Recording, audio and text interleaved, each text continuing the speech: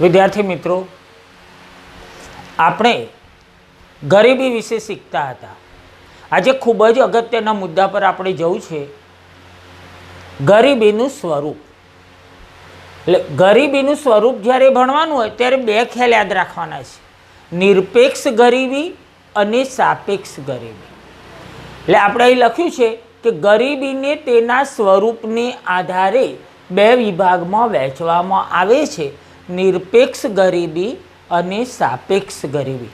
લખો તો ગરીબીનું સ્વરૂપ, ગરીબીનું સ્વરૂપ।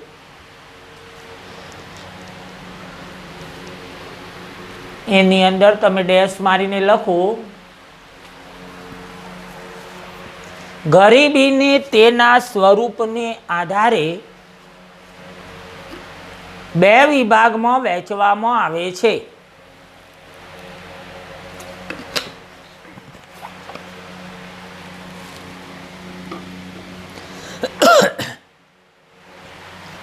એક નંબર આપીને લખો, અહીં મિડલમાં લખજો નિરપેક્ષ ગરીબી, અને બે નંબર આપીને લખો સાપેક્ષ ગરીબી।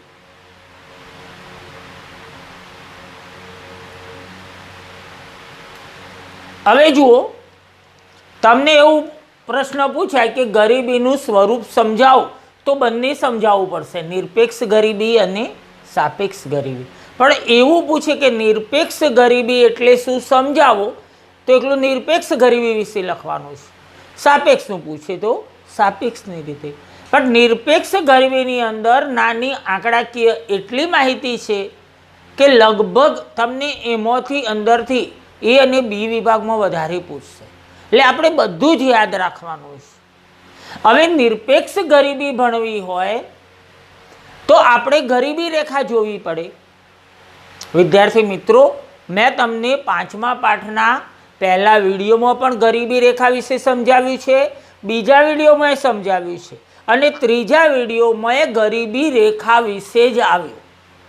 એટલે આપણે ગરીબી રેખાની જ્યારે વાત કરતા હોય ત્યારે મેં તમને કહ્યું હતું કે લઘુત્તમ જરૂરિયાતો, જેને આપણે પ્રાથમિક જરૂરિયાતોમાં લેવાના છીએ, સંતોષવા માટે બે વસ્તુ, જરૂરી ચીજવસ્તુઓ પણ હોય અને સેવાઓ પણ હોય, અને એ ખરીદવા માટે નક્કી કરવામાં આવેલ આવક કે ખર્ચ, એ પણ મેં તમને સમજાવ્યું હતું।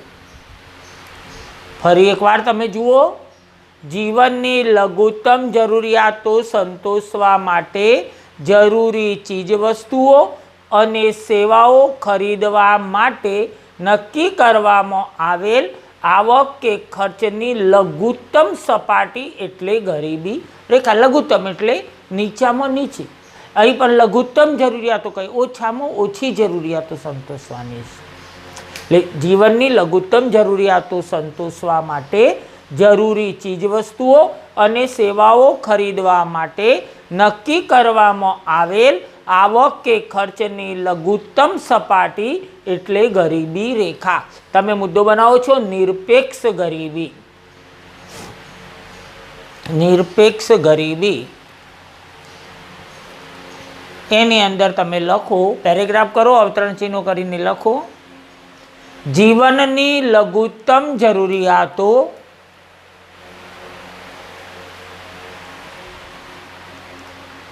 સંતોષવા માટે જરૂરી ચીજવસ્તુઓ અને સેવાઓ ખરીદવા માટે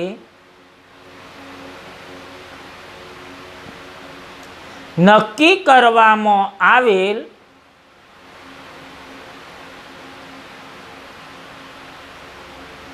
આવક કે ખર્ચની લઘુત્તમ સપાટી એટલે ગરીબી રેખા।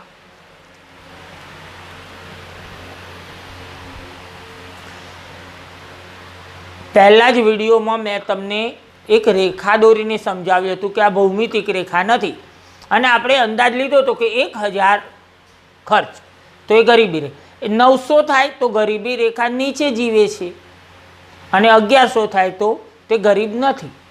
એટલે 1000થી ઓછો થાય તો ગરીબ છે એવું આપણે કહ્યું હતું. હવે વિદ્યાર્થી મિત્રો, આપણે નિરપેક્ષ ગરીબી એટલે શું એવો પ્રશ્ન, આ તો આપણે ગરીબી રેખાનો અર્થ ભણ્યા છે. ક્યારેક એવું પૂછે, 1 માર્ક્સનું પૂછે બી વિભાગમાં કે નિરપેક્ષ ગરીબી એટલે શું, તો તમારે ગરીબી રેખાના માધ્યમથી શું સમજાવવું પડશે કે ગરીબી રેખાથી ઓછી આવક કે ખર્ચ ધરાવતો વર્ગ.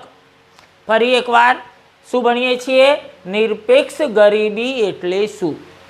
આપણે નિરપેક્ષ ગરીબી એટલે શું એવું બી વિભાગમાં પૂછાય તો તમે એવું લખશો કે ગરીબી રેખાથી ઓછી આવક કે ખર્ચ ધરાવતો વર્ગ નિરપેક્ષ ગરીબ કહેવાય. હજુ પણ એકવાર, ગરીબી રેખાથી ઓછી આવક કે ખર્ચ ધરાવતો વર્ગ નિરપેક્ષ ગરીબ કહેવાય. એટલું લખો એટલે 1 માર્ક્સ તમને મળી જાય. ચલો પેરેગ્રાફ કરો, અવતરણ ચિહ્નો કરીને લખો. ગરીબી રેખાથી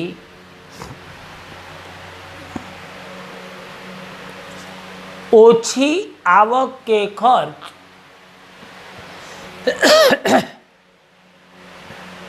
ઓછી આવક કે ખર્ચ ધરાવતો વર્ગ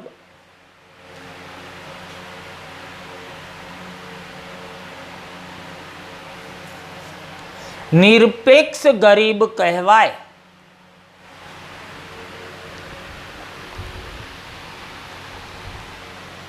તમે સ્વરૂપ સમજાવતા હોય ત્યારે પણ લખવું પડે. બી વિભાગમાં નાનો પ્રશ્ન પૂછે કે નિરપેક્ષ ગરીબી એટલે શું, તો પણ આટલું લખવાનું છે કે ગરીબી રેખાથી ઓછી આવક કે ખર્ચ ધરાવતો વર્ગ નિરપેક્ષ ગરીબ કહેવાય. હવે મિત્રો, તમને એ વિભાગમાં ક્યારેક પૂછે કે નિરપેક્ષ ગરીબીને ખાલી જગ્યા ગરીબી પણ કહે છે, તો સંપૂર્ણ ગરીબી.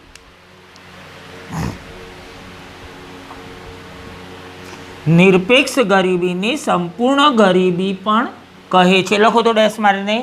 નિરપેક્ષ ગરીબીને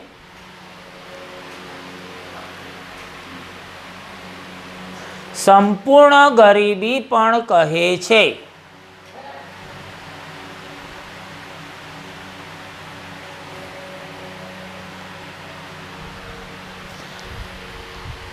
મિત્રો, હવે એનાથી થોડાક આગળ જઈએ. Indian council of medical research, Indian council of medical research દ્વારા કેલેરી બતાવવામાં આવી કે એક વ્યક્તિને દૈનિક એટલે દિવસની કેટલી કેલેરીની જરૂર પડે, તો ગ્રામીણ ક્ષેત્રે 2400 કેલેરી અને શહેરી ક્ષેત્રે 2100 કેલેરી.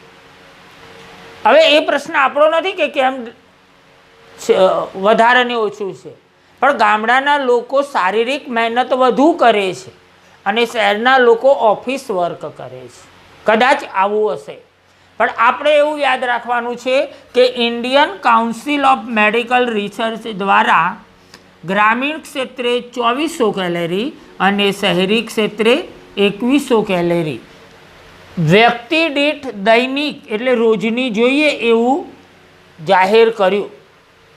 હજુ પણ તમે મિત્રો બરાબર ધ્યાન લો એનું.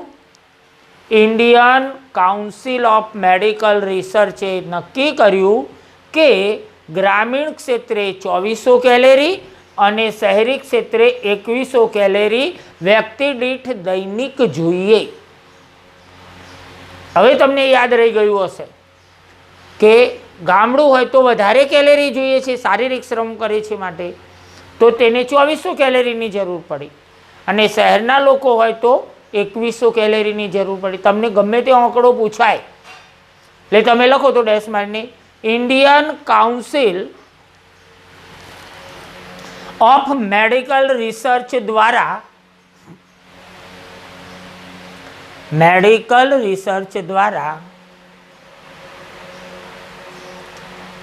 હવે જો આ રીતે લખો એટલે તમને ઝડપથી યાદ નહોતું થાય. ડેશ મારીને લીટી છોડી દો. આ રીતે વચ્ચે ફૂંદડી મારીને લખો ગ્રામીણ ક્ષેત્રે 2400 કેલેરી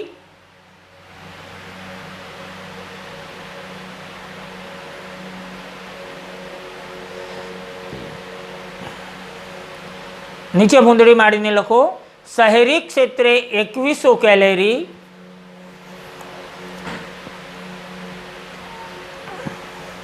પછી જુઓ અહીં સગડીયો કૌંસ માર્યો છે, સગડીયો કૌંસ મારીને લખો વ્યક્તિ દીઠ દૈનિક, દૈનિક એટલે રોજની, દરરોજની,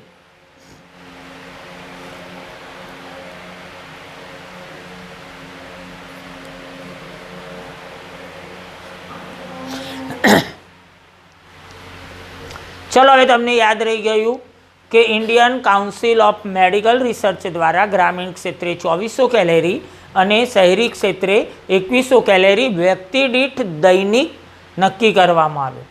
હવે તમે જો આયોજન પંચે પણ આ વાત સ્વીકારી, આપણા ભારતના આયોજન પંચે આ વાત સ્વીકારી, એટલે કે 1969માં આયોજન પંચે આ પદ્ધતિ મંજૂર કરી અને 1960-61ની આધાર કિંમતે, કયા વર્ષની આધાર કિંમત ગણવામાં આવી? 1960-61ની. મિત્રો યાદ રાખવું પડશે, 1969માં આયોજન પંચે આ પદ્ધતિ મંજૂર કરી, આ સ્વીકારી વાતને, અને 1960-61ના વર્ષની આધાર કિંમત ગણી માથાદીઠ માસિક ₹20 નક્કી કર્યા. બરાબર યાદ રાખજો, આ દૈનિક વાત નથી. કેવી વાત છે? માસિક. મહિને કે એક વ્યક્તિને કેટલા રૂપિયા જોઈએ? ₹20 નક્કી કર્યા કે જો મહિને ₹20 વ્યક્તિ કમાઈ શકે તો તે ગરીબ નથી.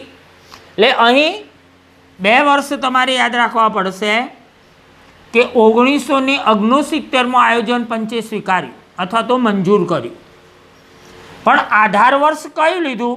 તો 1960-61નું આધાર કિંમત. મિત્રો ખબર પડે છે ને, 1969માં આયોજન પંચે આ વાત સ્વીકારી એટલે મંજૂર કરી કે 1960-61ના વર્ષની આધાર કિંમત ગણીને માથાદીઠ માસિક એટલે મહિને ₹20 નક્કી કર્યા કે કોઈ વ્યક્તિ ₹20 કમાય છે તો તે ગરીબ નથી. એ લખો તો ડેશ મારીને, 1969માં આયોજન પંચે આ પદ્ધતિ મંજૂર કરી. ડેશ મારીને લીટી છોડી દો.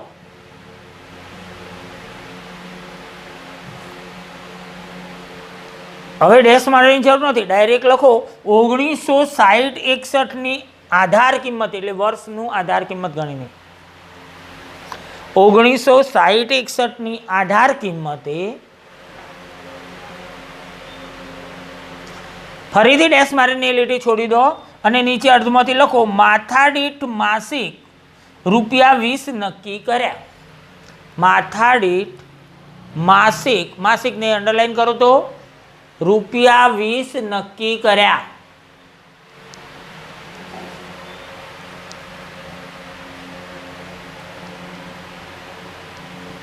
ચલો આયોજન પંચે આ ₹20 નક્કી કર્યા.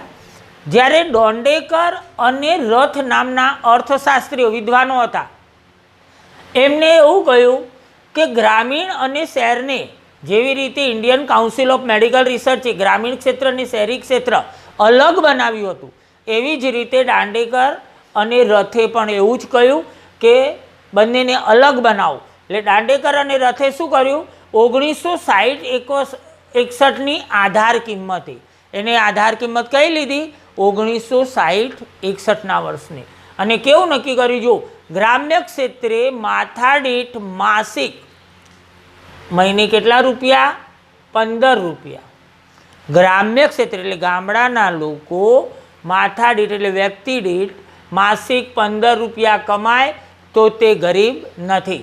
અને શહેરી ક્ષેત્રે માથાદીઠ માસિક ₹22.5 એટલે ₹22.50. ફરી એકવાર બંને વિદ્વાનોના નામ તમારે યાદ રાખવાના છે, દાંડેકર અને રથ. 1960-61ની આધાર કિંમતે ગ્રામ્ય ક્ષેત્રે માથાદીઠ માસિક ₹15 અને શહેરી ક્ષેત્રે માથાદીઠ માસિક રૂપિયા 22 અને 22.5 એટલે 22 રૂપિયા ને 50 પણ આ રીતે જ લખવાનું છે આપણે 22.5 નક્કી કર્યું. ચલો લખો તો ડેશ મારીને. દાંડેકર અને રથ બંનેને અંડરલાઈન કરો. ડેશ મારીને એ લીટી છોડી દો.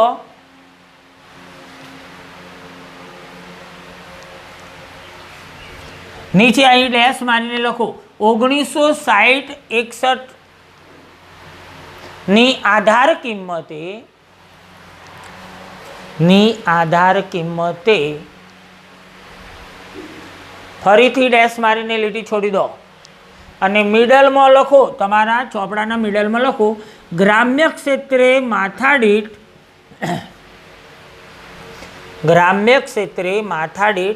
માસિક રૂપિયા 15. બોર્ડ ઉપર લખ્યું છે મેં, ગ્રામ્ય ક્ષેત્રે માથાદીઠ માસિક રૂપિયા 15. ગ્રામ્ય લખ્યું બરાબર, એના નીચે લખો શહેરી ક્ષેત્રે માથાદીઠ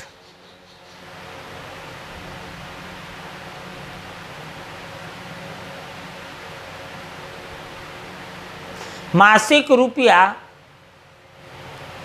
22.5.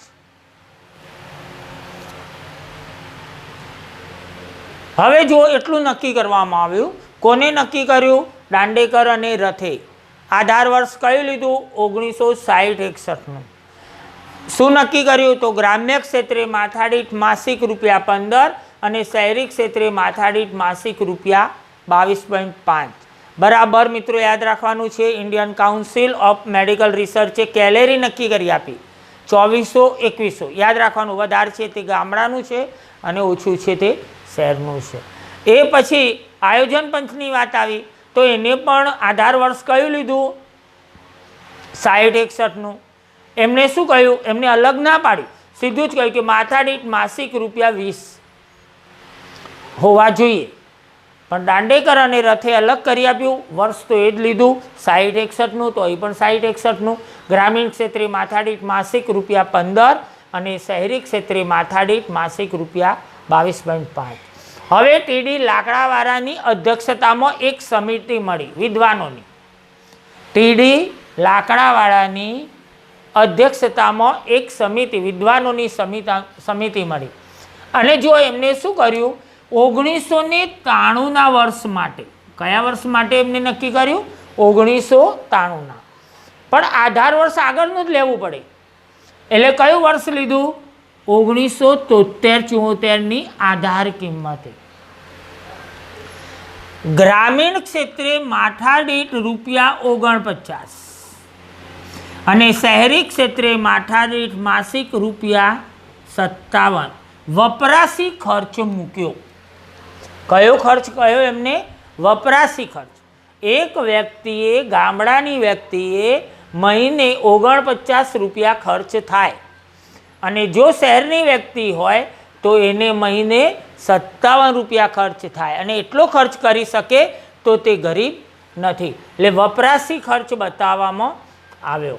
એટલે તમે લખો ટીડી લાકડાવાળાની અધ્યક્ષતામાં, ટી પછી ફૂલ સ્ટોપ કરવાનું છે, ડી પછી પણ ફૂલ સ્ટોપ કરવાનું છે. ટીડી લાકડાવાળાની અધ્યક્ષતામાં ડેશ મારીને લીટી છોડી દો. પછીની લીટીમાં લખો વર્ષ 1993 માટે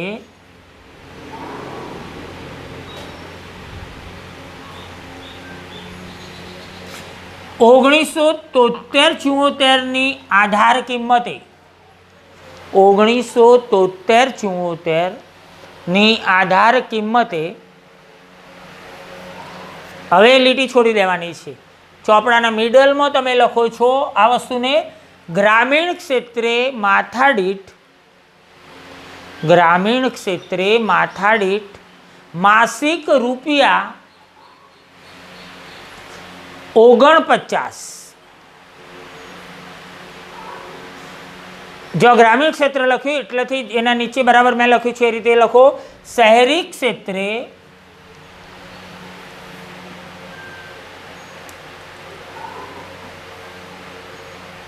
માથાદીઠ માસિક ₹57 વપરાશી ખર્ચ મૂક્યો, એટલે એ સગડિયું કૌંસ કરીને તમે લખો વપરાશી ખર્ચ મૂક્યો.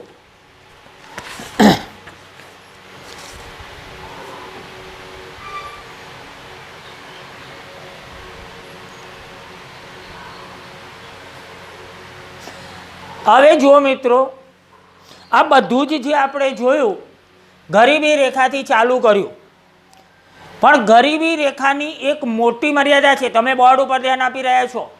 ગરીબી રેખાની એક મોટી મર્યાદા છે કે તે ફક્ત કેલેરીને જ ધ્યાનમાં લે છે. કોને ધ્યાનમાં લે છે? કેલેરીને. એટલે કેલેરીને જો ધ્યાનમાં લે તો એનો અર્થ એ થઈ ગયો કે તે બીજી કોઈ બાબતોને ધ્યાનમાં કે લક્ષમાં લેતી નથી. અને ખરેખર જોઈએ તો ગરીબી એક આર્થિક પરિસ્થિતિ છે. ગરીબીને કેવી પરિસ્થિતિ કહીશું? આર્થિક પરિસ્થિતિ કહીશું. એટલે કે ગરીબી એક આર્થિક પરિસ્થિતિ છે અને ભૂખ એક શારીરિક પરિસ્થિતિ છે. ગરીબી આર્થિક છે જ્યારે ભૂખ એ શારીરિક પરિસ્થિતિ છે. એટલે એ રીતે જોવા જઈએ તો ગરીબી રેખા એક ભૂખમરાની રેખા બની જાય છે. તમને પૂછાય કે સમજાવો, ગરીબી રેખા ભૂખમરાની રેખા બની જાય છે, તો તમારે આ લખવું પડશે કે ગરીબી રેખાની અંદર માત્ર કેલેરીને ધ્યાનમાં લેવામાં આવે છે, અન્ય બાબતોને ધ્યાનમાં લીધી નથી. અને આમ જોઈએ તો ગરીબી એક આર્થિક પરિસ્થિતિ છે જ્યારે ભૂખ એ શારીરિક પરિસ્થિતિ છે. શારીરિક એટલે શરીરને લાગતી. ગરીબી આર્થિક પરિસ્થિતિ છે અને ભૂખ કેવી પરિસ્થિતિ છે?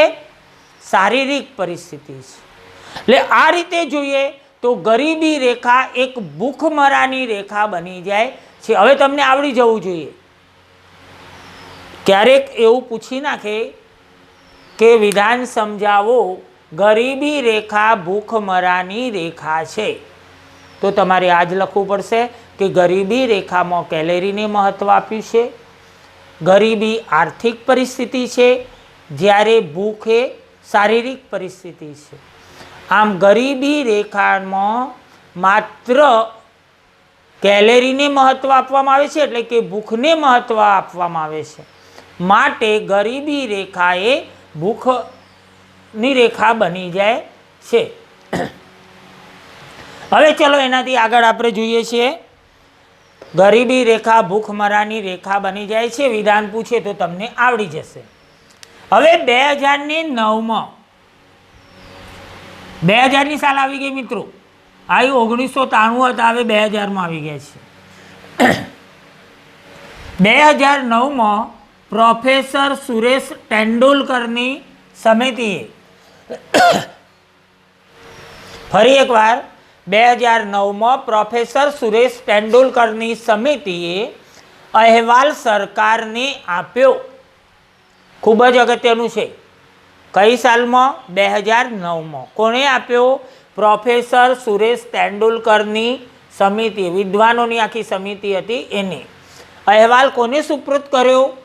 તો સરકારને કર્યો. જેની અંદર હવે ખૂબ મહત્વની વાત આવી, કેલેરી ઉપરાંત પણ અન્ય બાબતોનો સમાવેશ કરવામાં આવ્યો. આરોગ્ય, શિક્ષણ, આ બધી બાબતોનો. એકલી ભૂખને ન લીધી, એકલી રોટી નહીં, કપડાં, મકાન, આરોગ્ય, શિક્ષણ, આ બધી જ બાબતોને એમાં સમાવી એમને. એટલે આપણે જે ભૂખમરાની રેખા બની ગઈ હતી ને, ગરીબી રેખા, એ હવે ભૂખથી આગળ વધ્યા છીએ કે જો જેમાં કેલેરી ઉપરાંત અન્ય ખર્ચનો પણ સમાવેશ કરવામાં આવ્યો. કયો ખર્ચ?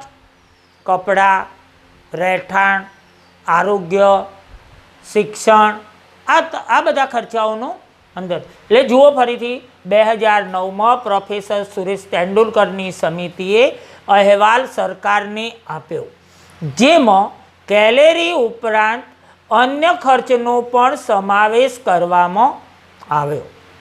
લખો તો ડેશ મારીને લખો 2009માં પ્રોફેસર સુરેશ તેંડુલકરની સમિતિએ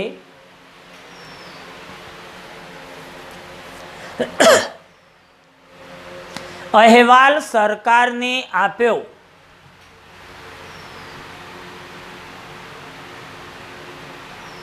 હવે ડેશ કરીને લખો એટલે તમને ઝડપથી યાદ રહી જાય. જેમાં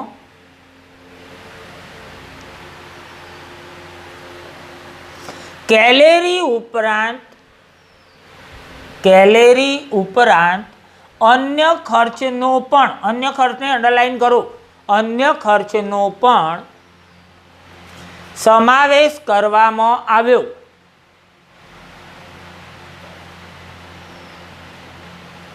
સમાવેશ કરવામાં આવ્યો. હવે જો એમના આંકડાઓ તપાસીએ તો અહીં ધ્યાન આપો. હવે વર્ષ 2012 માટે ગ્રામીણ ક્ષેત્રે માથાદીઠ માસિક 816 રૂપિયા. કેટલા રૂપિયા? મહિને 816. આ બધા કરતો સારું છે. શહેરી ક્ષેત્રે માથાદીઠ માસિક રૂપિયા 1000 ગરીબી રેખા તરીકે નક્કી કર્યા. એક રેખા બની, ગરીબી રેખા. ગામડાના લોકો 816 રૂપિયા માસિક કમાઈ શકતા હોય અથવા ખર્ચ કરી શકતા હોય તો તે ગરીબ નથી, અને શહેરના લોકો એટલે વ્યક્તિ દીઠ 1000 કમાઈ શકે તો તે ગરીબ નથી. એટલે ફરીથી જુઓ, વર્ષ 2012 માટે ગ્રામીણ ક્ષેત્રે માથાદીઠ માસિક રૂપિયા 816 અને શહેરી ક્ષેત્રે માથાદીઠ માસિક રૂપિયા 1000 ગરીબી રેખા તરીકે નક્કી કર્યા. લખો તો ડેશ મારીને. વર્ષ 2012 માટે, વર્ષ 2012 માટે ડેશ મારીને લીટી છોડી દો. ગ્રામીણ ક્ષેત્રે, જો લખ્યું છે મેં એ રીતે વચ્ચે મિડલમાં લખો, ગ્રામીણ ક્ષેત્રે માથાદીઠ માસિક રૂપિયા 816, રૂપિયા 816 બરાબર ગ્રામીણ લખ્યું, એના નીચે તમે લખો શહેરી ક્ષેત્રે માથાદીઠ માસિક રૂપિયા 1000.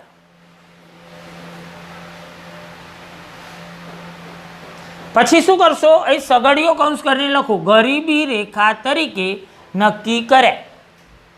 ગરીબી રેખા તરીકે નક્કી કર્યા.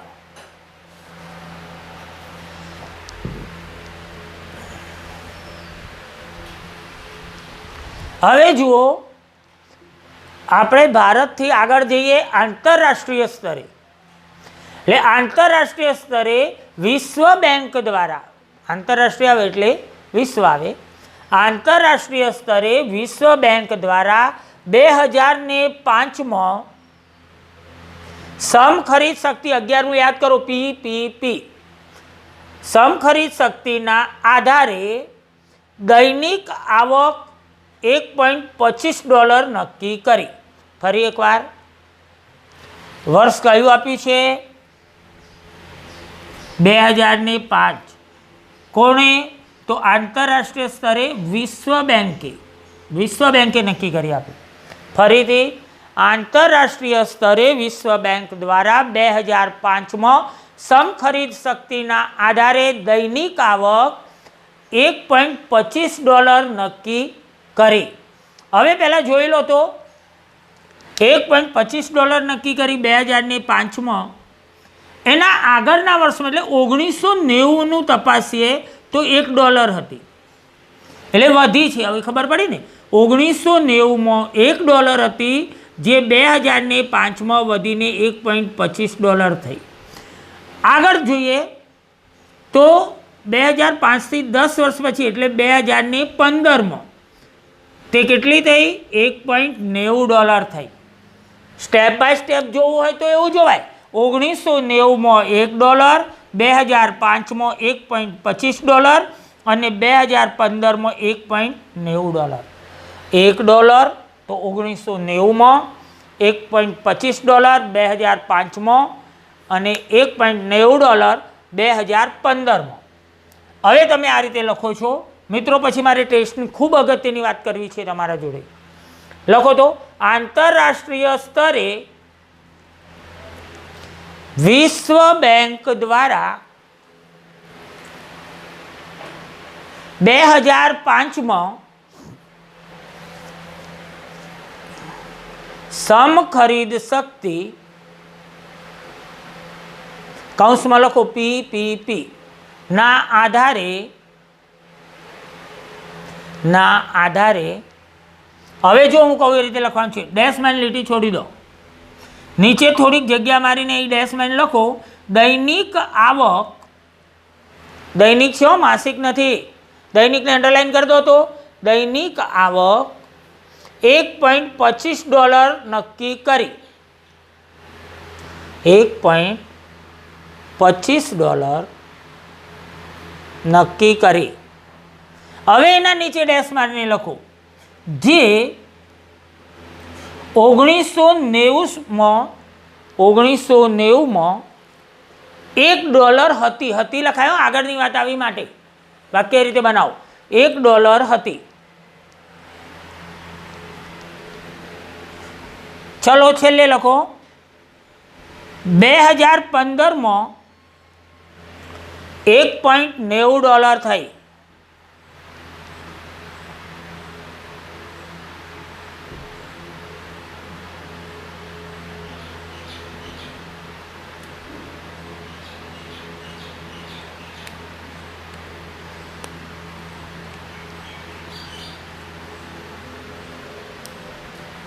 ચલો વિદ્યાર્થી મિત્રો, ખૂબ જ ઝડપથી થોડીક વાત કરી લેવી છે.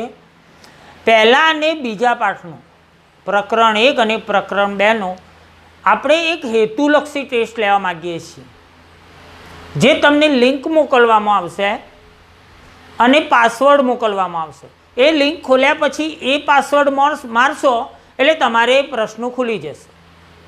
પહેલા અને બીજા પાઠના 30 પ્રશ્નો મૂકવામાં આવશે.